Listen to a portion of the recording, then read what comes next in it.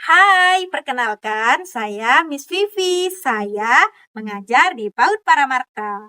Hari ini kita akan belajar mengenal tanaman melalui lingkungan sekitar. Tema ini dilaksanakan dalam 5 kegiatan. Kegiatan yang pertama, mengenal jenis tanaman.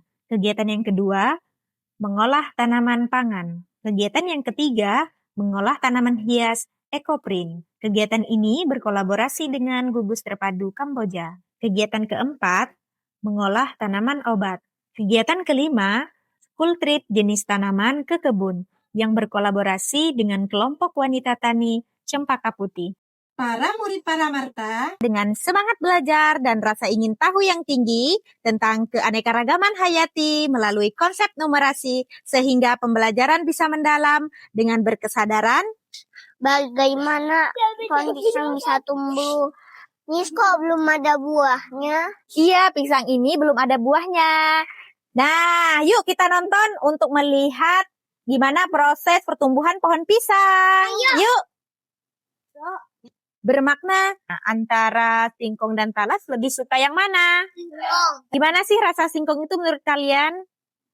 Ada manis-manisnya dan menyenangkan.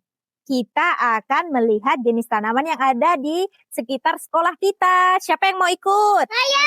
Nah, coba teman-teman berhitung, ada berapa pohon pisang di sini? 1, 2, 2, 3, 4, 5, 6, 7, 8, 9, 10. Kegiatan ini dilakukan menggunakan pendekatan pembelajaran mendalam dengan 3 pengalaman belajar.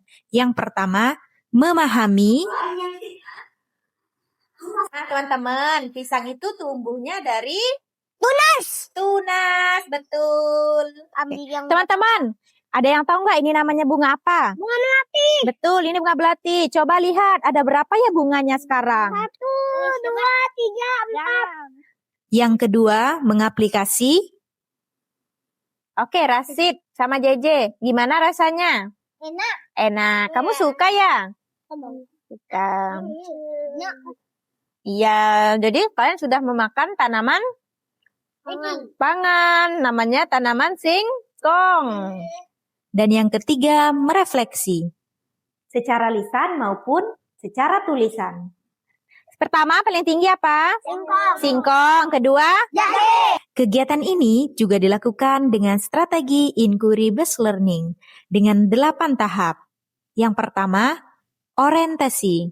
Tanaman itu ada tanaman obat, tanaman pangan, dan tanaman hias. Yang kedua, merumuskan masalah. Nah, mawar itu termasuk ke dalam kelompok apa?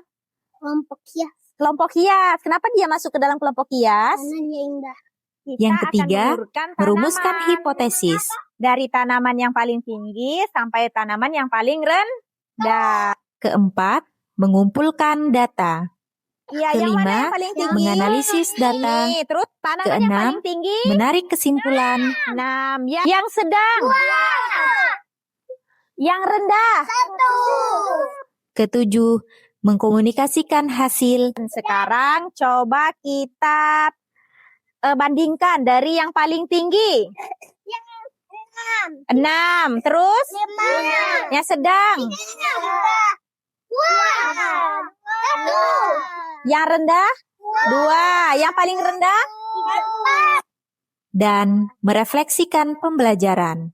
Kegiatan ini relevan dengan penerapan dimensi profil lulusan. Di antaranya, keimanan dan ketakwaan terhadap Tuhan Yang Maha Esa. Siapa ya yang menciptakan tanaman hias ini?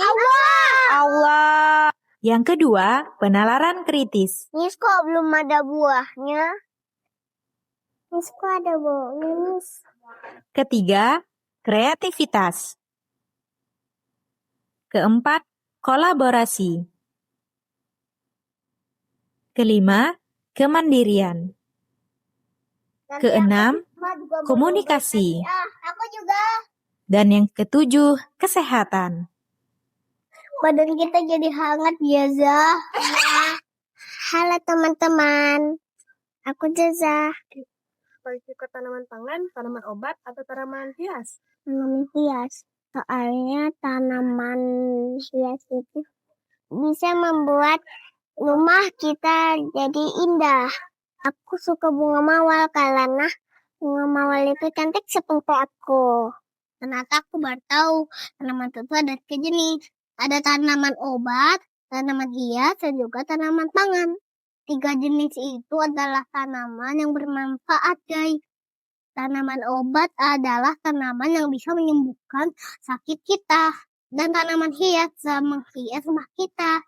Dan tanaman pangan membuat kita jadi ceria dan kenyang. Seperti tanaman singkong dan juga tanaman beras yang kita makan setiap hari. Saya paling suka pisang, jahe. Ternyata aku baru tahu kalau pisang itu datangnya tidak dari biji. Karena pisang membuat pisang menjadi tumbuh sangat lebat dan buahnya enak sekali. Asesmen yang dilakukan diantaranya asesmen awal, bertujuan untuk mengetahui kemampuan awal murid. Asesmen for learning, untuk memantau selama pembelajaran berlangsung. Assessment of learning, dilakukan setelah proses pembelajaran selesai dengan metode checklist dan portofolio. Mari manfaatkan lingkungan sekitar sebagai sumber belajar matematika yang menggembirakan dan lebih bermakna. Assalamualaikum warahmatullahi wabarakatuh.